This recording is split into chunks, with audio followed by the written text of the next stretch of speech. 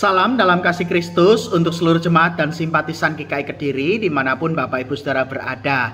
Kembali lagi dalam sarapan sapaan pengharapan. Senang kita boleh berjumpa kembali dan betapa bersyukurnya kita hari ini karena Tuhan memberikan anugerah kehidupan untuk dijalani. Maka mari membekali diri dengan firman Tuhan dan kita akan berdoa. Tuhan, terima kasih untuk hari baru yang Kau beri. Kami menyambutnya dengan penuh syukur dan sukacita. Maka perlengkapilah diri ini dengan firman-Mu, sehingga kami boleh hidup seturut dengan kehendak Tuhan. Terima kasih ya Tuhan, kami siap menyambut firman-Mu. Demi Kristus kami berdoa, amin. Sarapan pagi ini kita akan merenungkan tema susahnya menahan diri. Diambil dari Amsal pasal 25 ayat 28. Orang yang tak dapat mengendalikan diri adalah seperti kota yang roboh temboknya. Terpujilah nama Tuhan. Menahan diri adalah hal yang cukup sulit untuk kita lakukan. Menahan amarah terhadap orang lain, menahan mulut agar tidak ikut berkomentar terhadap sesuatu yang belum pasti, menahan diri untuk tidak iri terhadap kesuksesan atau keberhasilan orang lain, menahan rasa lapar, sampai menahan nafsu terhadap makanan yang menjadi pantangan. Semua itu tidak mudah, bukan? Walaupun sulit, tapi kita perlu belajar dan terus belajar untuk menahan diri. Apalagi terhadap hal-hal negatif, buruk, maupun sesuatu yang dapat merusak kehidupan kita. Tanpa itu, kita rentan mengalami keterpurukan dan kehancuran akibat gagal menahan diri kita. Bapak, Ibu, dan Saudara, Amsal mengibaratkan orang yang tak dapat mengendalikan diri seperti kota yang roboh temboknya. Di masa itu, setiap kota harus memiliki tembok yang mengelilingi. Tembok ini akan berfungsi untuk melindungi kota dari serangan dari luar, sekaligus menjaga warga kota yang ada di dalamnya. Tembok yang roboh menyebabkan sebuah kota sangat mudah untuk diserang dan mengalami kehancuran akibat tidak ada pengamanan. Gambaran ini dipakai Amsal untuk mengingatkan pentingnya pengendalian diri, agar jika seseorang marah, ia tidak dikuasai amarah yang berlarut-larut sehingga merusak relasinya dengan sesama.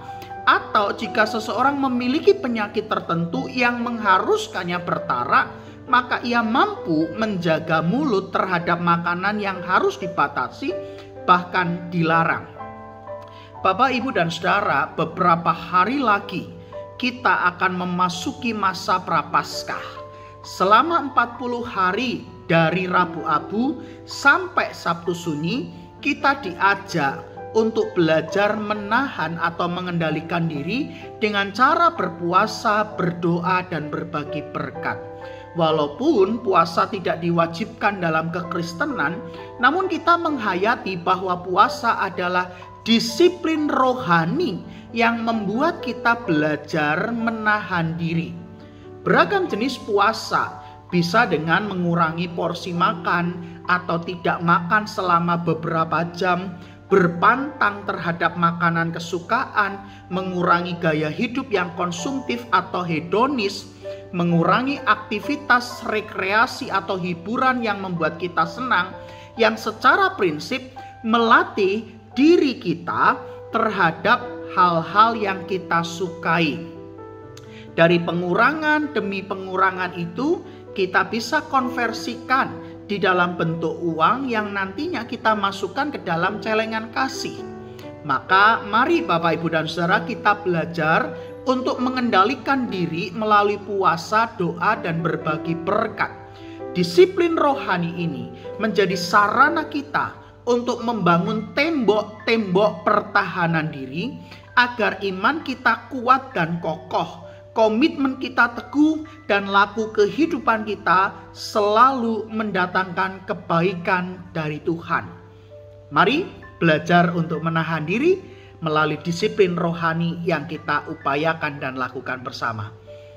Amin. Mari Bapak Ibu kita berdoa. Tuhan, terima kasih karena Engkau boleh mengajarkan kami betapa pentingnya untuk belajar mengendalikan diri. Maka ya Tuhan, mampukanlah kami supaya melalui disiplin-disiplin rohani, kami belajar untuk terus mengendalikan diri kami terhadap hal-hal buruk negatif yang dapat merusak dan menghancurkan kehidupan kami. Secara khusus, kami mau mendoakan untuk panitia Paskah dan Pentakosta, baik di GKI Kediri maupun juga Bajem Tanjung. Tuhan, perlengkapi mereka dengan hikmat-Mu. Engkau memampukan mereka dalam setiap karya yang dilakukan dan di dalam setiap persiapan maupun pelaksanaan rangkaian masa Prapaskah, Paskah sampai Pentakosta.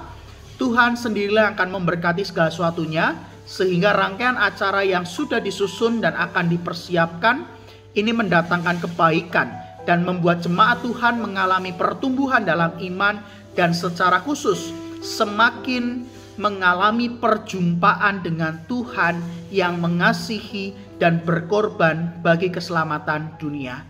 Kami siap untuk memulai hari ini dan kami memohon ya Tuhan, penyertaan-Mu di dalam kehidupan kami, dalam kehidupan keluarga kami, maupun di dalam seluruh usaha, pekerjaan, dan aktivitas kami sepanjang hari ini. Terpujilah nama-Mu ya Tuhan, demi Kristus kami berdoa dan memohon. Amin. Bapak Ibu, selamat pagi, selamat melanjutkan aktivitas. Tuhan memberkati Bapak Ibu sekalian.